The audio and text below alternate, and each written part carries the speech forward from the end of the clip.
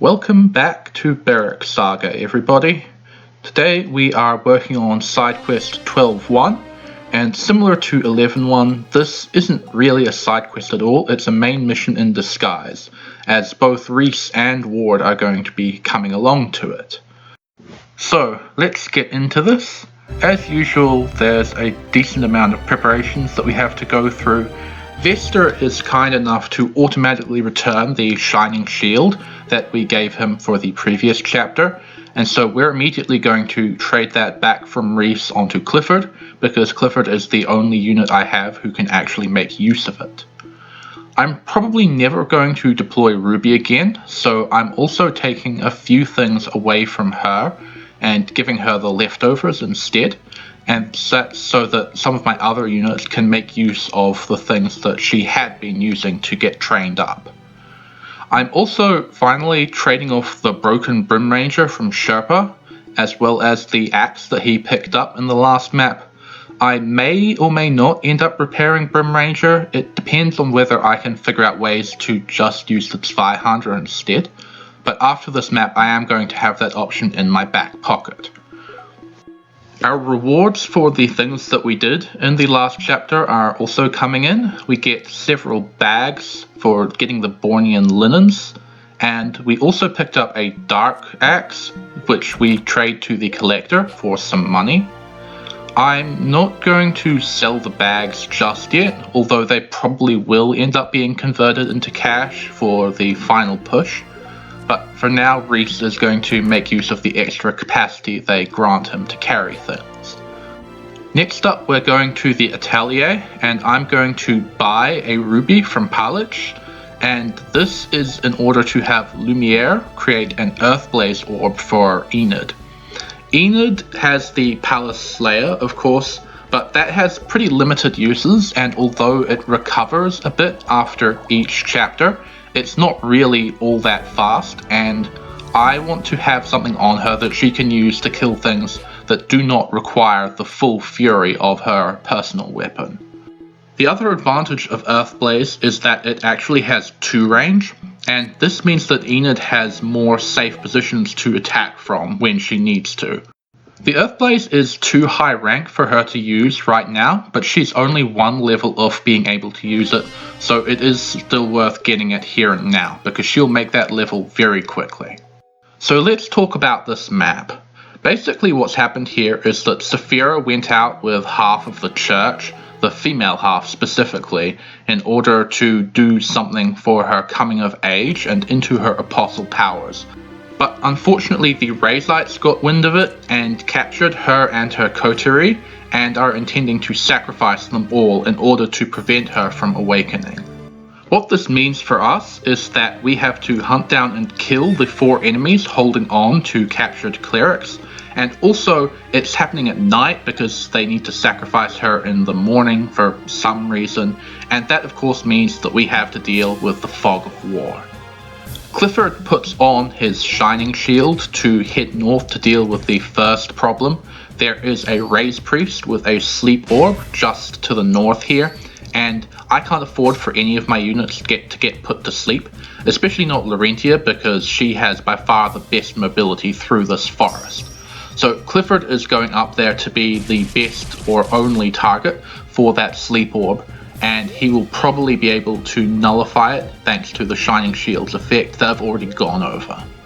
Sylvis needs to make her way eventually to the boss, and she needs to make use of her hide skill to do so because he also has a status orb, but she's severely hindered in this by the fact that there are a large number of enemies on this map with the watchful skill, which will cancel her hide skill and make her a valid target.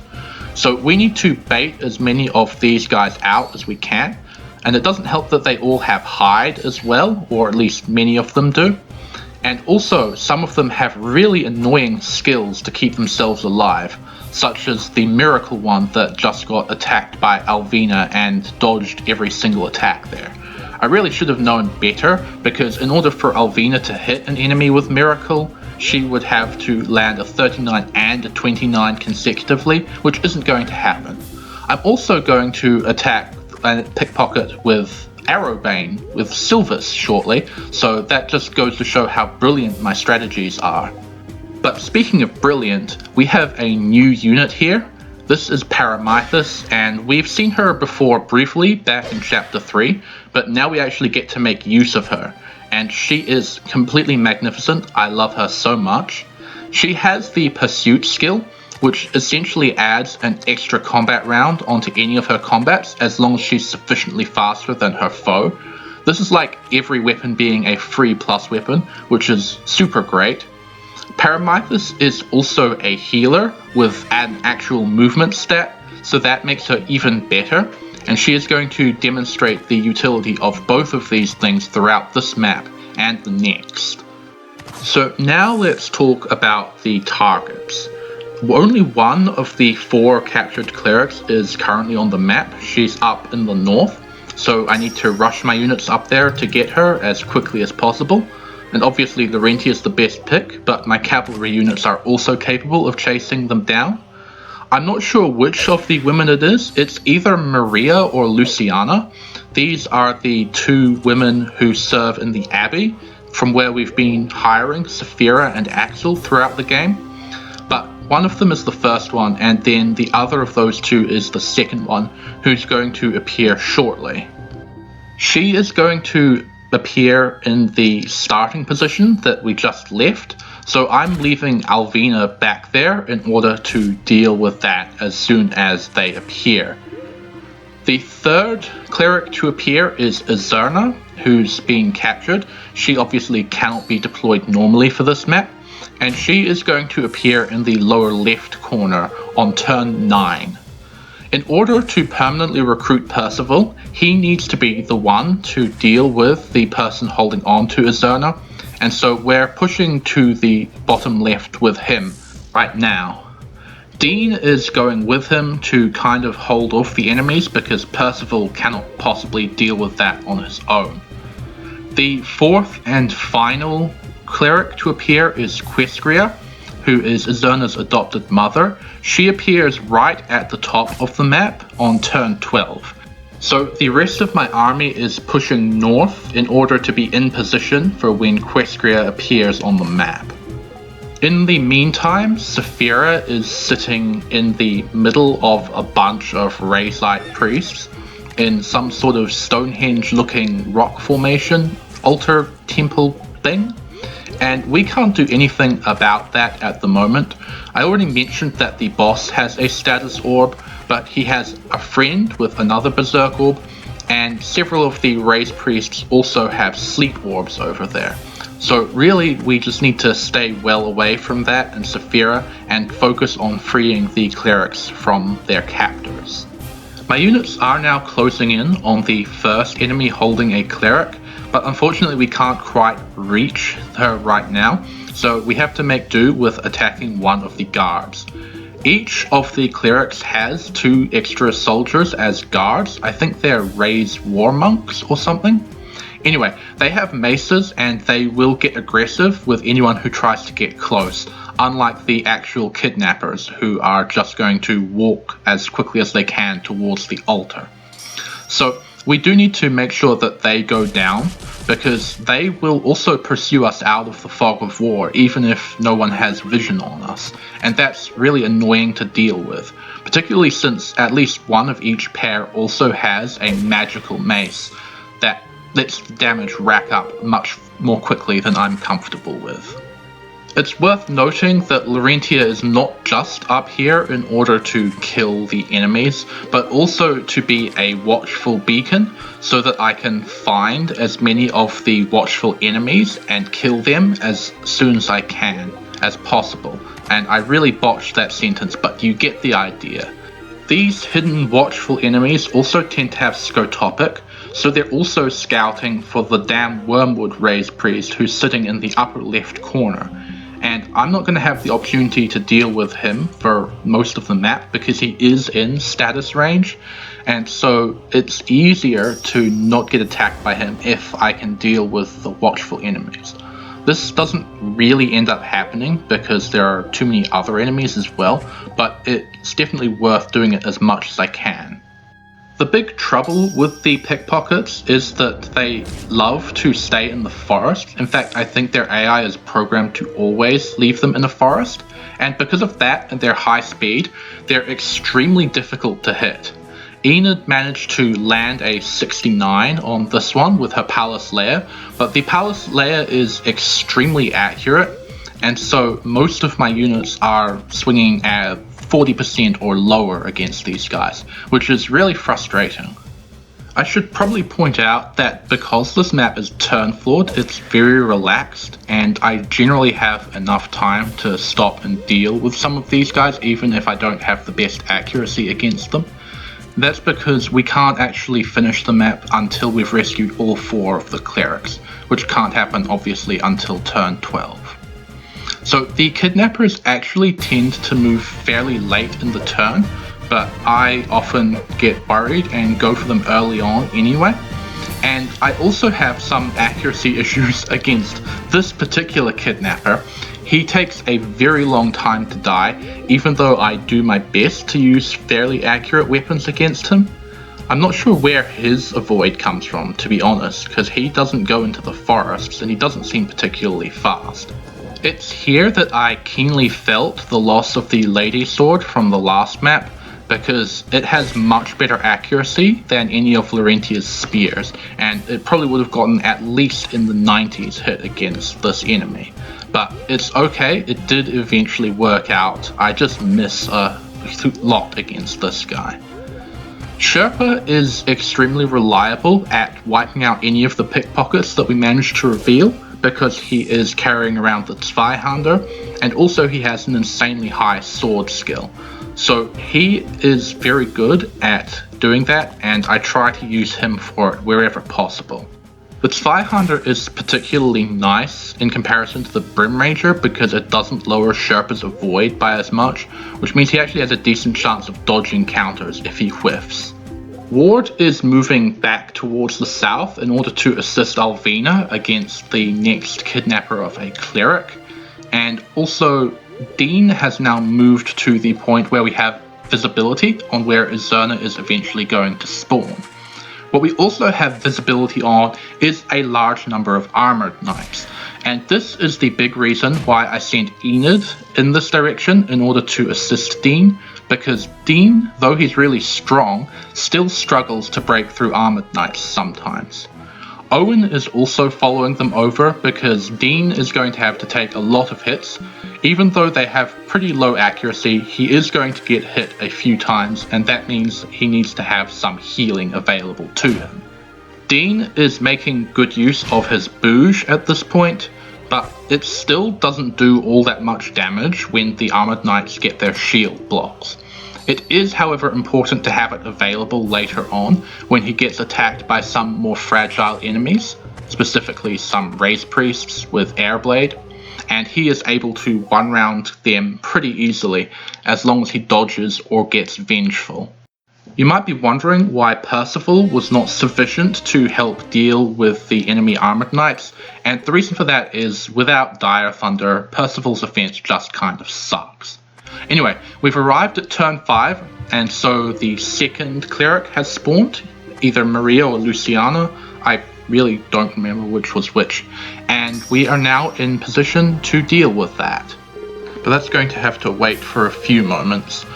Owen's positioning here is kind of important. He moves a little further to the left, and this is to make sure that he doesn't get left in range of one of the Raise Monk bodyguards to the kidnapper. It would be pretty bad if Owen got targeted by them, because then we'd have to kind of deal with them without having Dean available to body block, because he's busy blocking off the enemies on the left hand side already. And then, hang on Paramithus, what are you doing? Are you sure about that? That's only a 38 hit.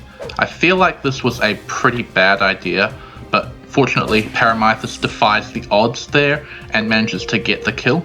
So that's a good thing, but, you know, still kind of not reliable. Anyway, Dean continues his scrap with the armored knights, and he's going to continue to take some damage. And we're going to hear a lot of the clunk of a shield block happening in this combat, because, oh my goodness, the Armored Knights love blocking Dean's damage. And this does end up very close, with Dean being in range of death from one extra hit, but fortunately he doesn't take that hit. It was only an 18% chance, but as we well know by now, that can happen. Dean manages to break another enemy's shield at this point, which is good because it means that guy's not going to last. And speaking of shields, I actually remembered to re-equip Laurentia's shield after her old one broke here. I think that's a first, and she's going to fly in to finish off the enemy, and she is going to, of course, miss, and then she got hit, and so she can't canto anywhere, so, you know, thanks, Laurentia. Anyway, I need to stop complaining about everyone missing because it does happen an awful lot, but what's about to happen more than makes up for it, because Alvina, despite having only 50% hit, manages to land both of those to one round KO the enemy holding on to one of the clerics, and that's the first one that we managed to free, so yay us. Now she and Ward are just going to sit around waiting to deal with the other two, while Clifford runs in to have a go at the northernmost one with his Iron Lance and misses, of course. You'll see Clifford miss a whole lot more for the rest of this map, so look forward to that. And now I think it's time for me to acknowledge the boss of this map, Rasputin. Now, he's pretty scary. Most people look at him in terror and in fear, and that includes aggro, I mean Archbishop Lebao, who sent us on this mission. In the pre-map cutscene, Lebao told us that he would fear to face Rasputin alone, which is fine because we're definitely not going to be dealing with him alone. We have a whole army. But he is quite scary. He has terrifyingly high magic and several offensive spells, in addition to the Berserk Orb that I've already mentioned that he has. Standing next to him is his second in command, Alphonse, who also has a Berserk Orb and also has fairly high magic, although not as ridiculous as Rasputin's. And between them, they're quite scary, so we want to stay well away from that until we are ready to deal with him, which we will have to do eventually.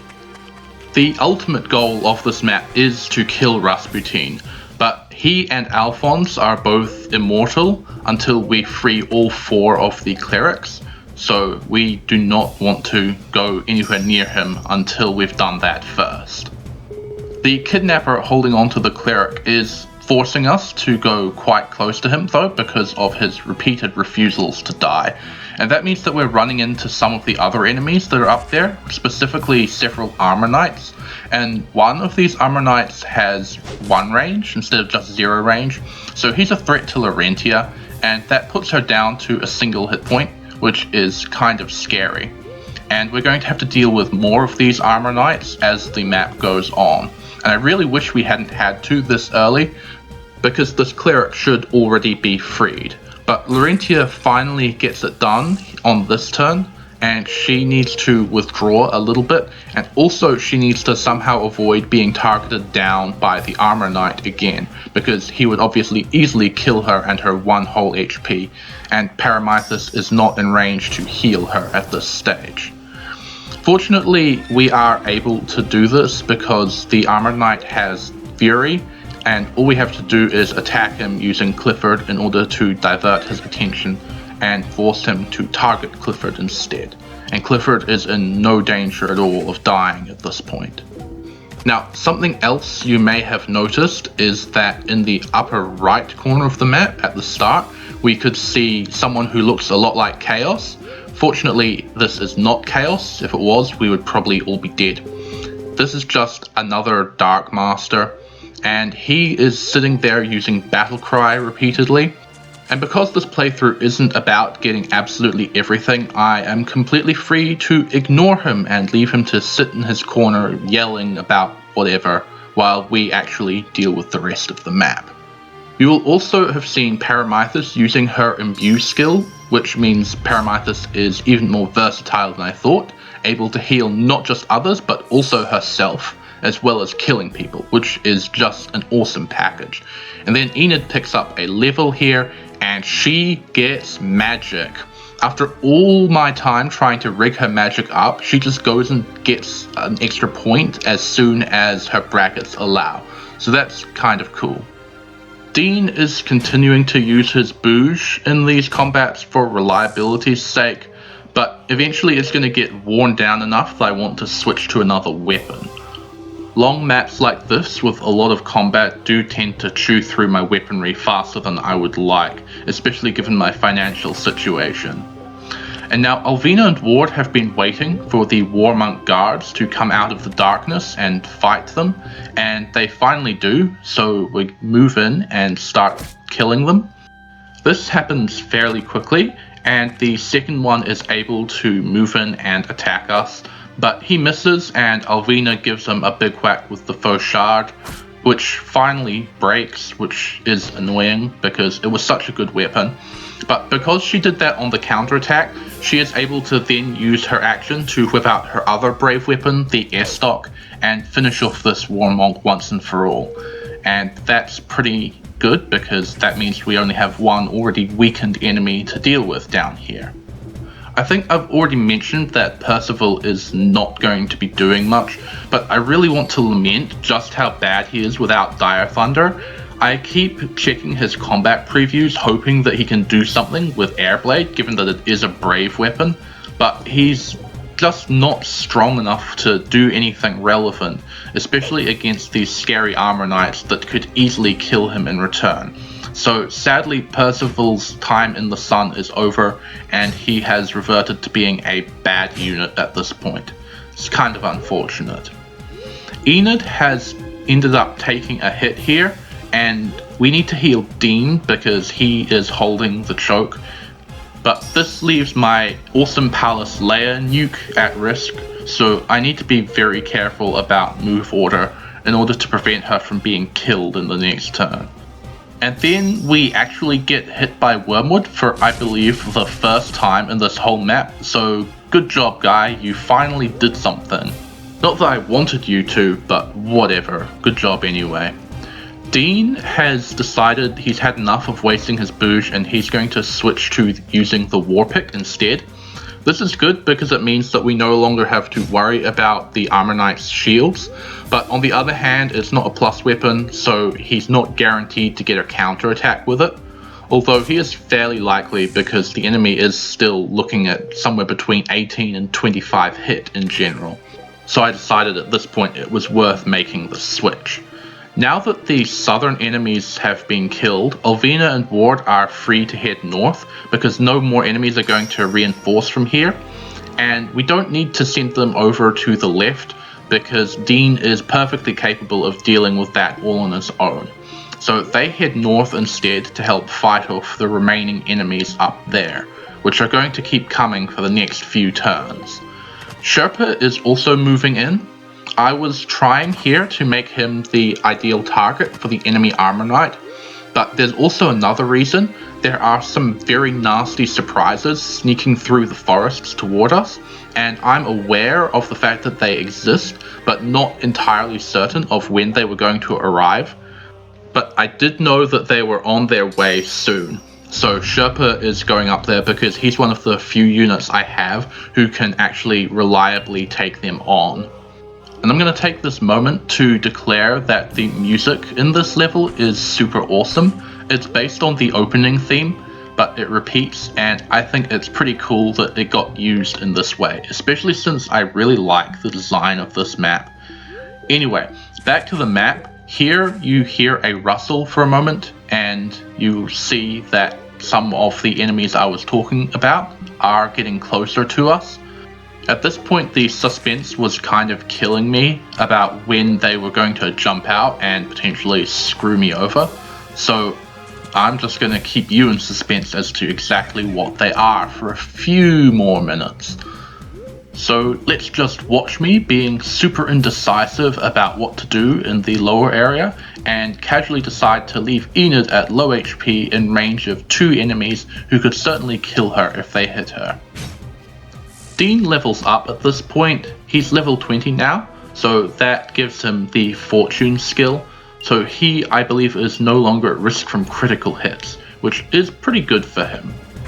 Something I forgot to do in the course of this map was to switch Clifford's shield. He still has the Shining Shield equipped, and that means he is taking a beating on that instead of on his Limit Shield. And now we see what I was waiting for. An assassin sneaks out and attacks Clifford with an assassin's dagger, which has an 80% crit rate, and that's absolutely horrifying. We pretty much always get crits against us. And the real problem with that in Clifford's case is that it's dealing a lot of damage to his horse. Clifford's horse is on really low health at this point, and we want to keep him mounted so that he can continue to use the Iron Lance. So all that damage on his horse is a real pain, and we are going to end up having to outright replace his horse at some point soon, which is an additional expense that's kind of upsetting. The other assassin went for Sherpa, who can easily take it. Enid uses Focus Chant here for a bit of extra accuracy. The extra damage is, of course, completely irrelevant, as she would destroy him anyway with her powerful fire tomes. And then, as I mentioned before, I decide to check Percival's combat preview, but this would have been a very bad attack to make, so I eventually realized that and let it pass. And instead we're going to head back to the north and deal with these assassins. Sylvis has enough time to take aim, not using the sniper arrows because they don't do enough damage, but her aim skill still lets her get pretty good accuracy and kill this first assassin. Obviously, now that they have revealed themselves, they are absolutely top priority targets, and they're still good for a full level on pretty much any of my units who manage to kill them. They also drop some gold coins, which is super nice. I mean, it's not as if I needed any more motivation to kill them as soon as possible, but these are going some way towards paying for the replacement horse that I'm going to have to buy for Clifford. Speaking of Clifford, none of his options are remotely capable of dealing with an assassin, so instead he goes for the Armor Knight, but I wasn't able to canter away after that as much as I would have liked, so he ends up sitting in the forest for the extra avoid after doing so. The second assassin will obviously be dealt with by Sherpa, who has an absolutely stunning 48 hit, but fortunately he manages to land that first hit and put the assassin down, so he doesn't have to eat a counterattack. That's almost certainly another critical hit. And this raises Sherpa's level to 22, meaning Sherpa is now tied with Ward for my highest level unit. And keep in mind that 22 is Ward's base level. It's taken this much of the game for one of my other units to catch up to my Jagan's base level. That's kind of insane, really. Laurentia has a go at the knight, which means of course that he will attack her again instead of going for Clifford. This is fine because Laurentia has been healed up a bit, so it's probably better that she gets targeted than Clifford and his horse. And Ward moves up next to Paramithus now and uses his vulnerary instead of waiting to be healed by her. This was actually not intentional, but this turned out to be seriously important because of something that is about to happen. I didn't actually do this event in my test run, so this completely blindsided me. But what happens is, this is the end of turn 8, so Percival is free to now move in towards where Azurna's holder will spawn, and that means at the start of turn 9, when he does spawn, Percival will immediately move in and trigger the attack command. He does not actually have to deal any damage, instead he just triggers a cutscene in which he kills the kidnapper, and then he and Azurna leave the map. But in the course of this cutscene, for some reason, Ward gets teleported over to Percival's prior position in the middle of all of these enemies. So it's very lucky that I did heal Ward, because otherwise he would be at risk of death here. He is going to run as fast as he can as soon as I have another action, but he's still within reach for some of these enemies in a couple of turns, so we need to keep Dean there to body block for him, and we want to heal him up a bit as well. And I'm very grateful that Wormwood cannot kill someone, because I feel like Ward would have died to that hit if it could. So this version of events leads to Percival and Azurna both leaving the map, but if you kill that guy with anyone else, Azurna actually gets dropped onto the map as a blue unit, and you then have to worry about keeping her safe from all of those enemies as well. And she's much more difficult to get out safely because of her 3 movement. And obviously in this particular run, she is not holding on to anything, so she wouldn't even have been able to provide healing. So it's a good thing that she and Percival both get out of dodge here. There is actually another event that can get you an extra blue unit on this map, and that is having Reese get all the way over to talk to Saphira. This will turn Saphira blue, but obviously doing so requires that Reese gets in range of all of those enemy powerful magic users, and that's not something that we wanted to do. And additionally, the enemy AI will not target Saphira as long as she is green, so it's much safer all around to just not do that event and leave her as a green unit. Laurentia gets whacked and she gets injured, which is a real pain in the ass, but fortunately nothing bad really happens of it. And Sylvis needs to keep moving towards the boss at this point, so she can't use aim to kill this guy with more accuracy. Instead, she moves and makes use of the rapid crossbow to get as many hits as possible. Fortunately, she manages to land those hits and she gets a level up herself. Meanwhile, Sherpa is continuing to head all the way to the north of the map. He is the unit who is going to be charged with killing the enemy holding on to Questria as soon as he appears, in order to make sure that we can complete the map in the minimum turn count possible. We are still plagued with armor knights up in that area, and so I'm attacking them as much as possible in order to break down their shields. And Alvina chooses to attack with the saber instead of the Estoc for this reason, because even though the saber is also likely to do 0 damage just like the Estoc, it will at least deal some damage to the enemy's shield in the process. Dean is continuing to ward off the enemies so that Ward and Enid and Owen can stay safe, and Reese is going to have a go at also dealing some damage to the Armor Knight's shield.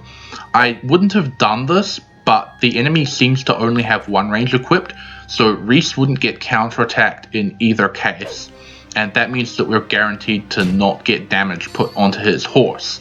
So Dean is attacked by one of the war monks and his war pick breaks as a consequence, so although he manages to successfully one-round the guy, he is now open to extra attacks.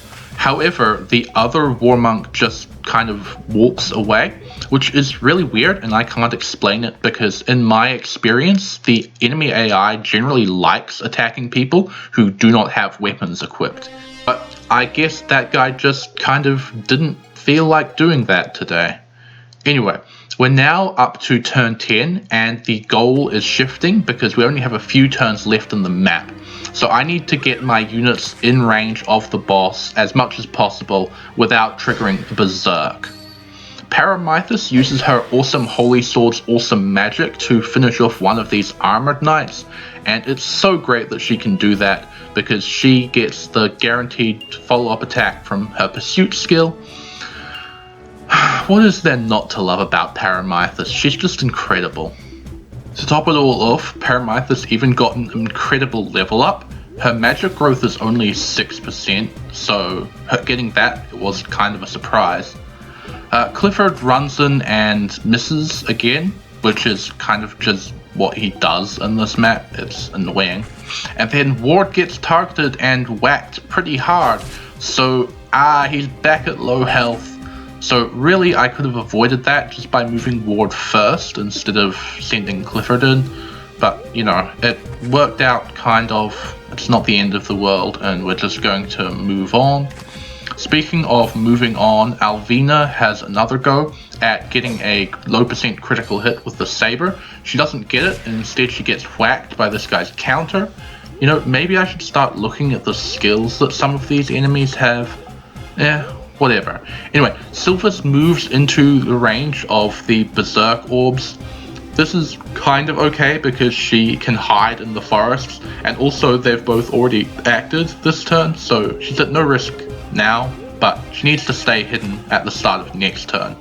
And Reese is following her, although he's more wary of the Berserk range.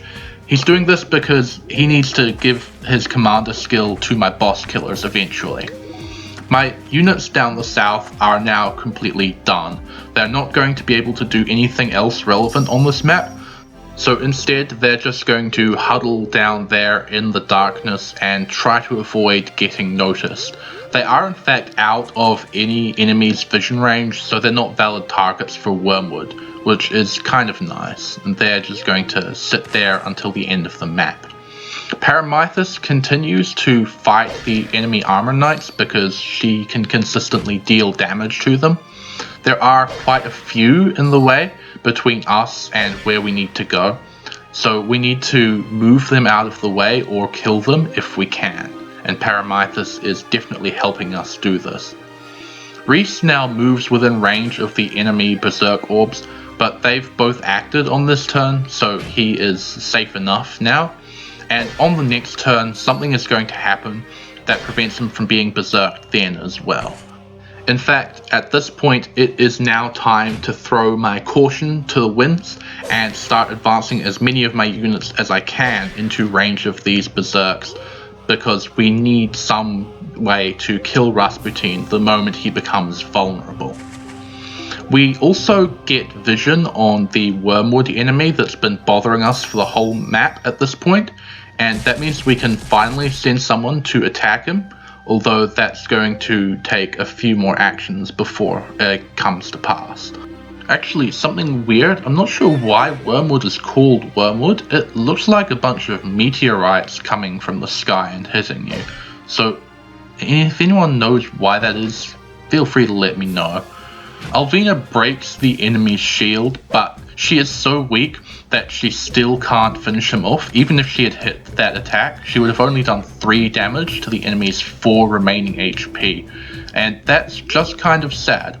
Her strength really isn't the best, and she also doesn't have a very strong weapon at the moment, so maybe that's why.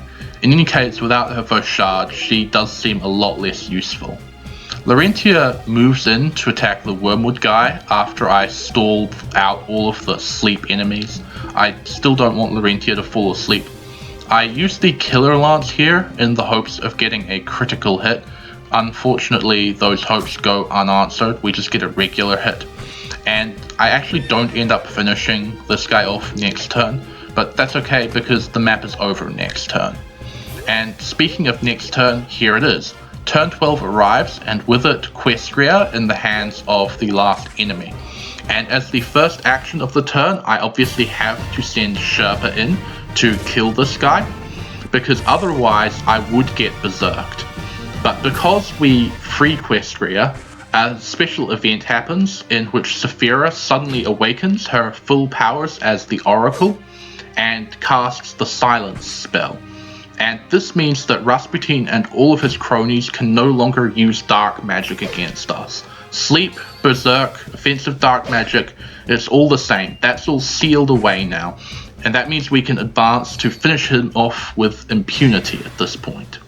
I move Reese in so that he can give the commander aura to the boss killers, and this leads to an assassin sneaking out of the forest and attacking Sherpa. But Sherpa actually manages to kill this guy on the counter, and that gives Sherpa another level, putting him at level 23, now outright the highest level unit in my army, which is pretty badass because Sherpa is probably one of my favorite units. However, he is now at risk of death to the 2 war monks who are still free to attack him, and we're still going to have to take several actions to kill Rasputin. So Sherpa has to do some dodging to survive to the end of the map at this point. The first unit to attack Rasputin is Clifford. He rushes up with his lance and puts some poison into Rasputin's wine. Unfortunately for us, Rasputin is completely safe. He drinks it all up and says he is fine, and so we're going to have to deal with him fully a little bit later. But before that happens, Sherpa is going to have to deal with being attacked again. He thankfully manages to dodge, although he then whiffs both of his attacks. But really, this is no matter. We're not worried about that.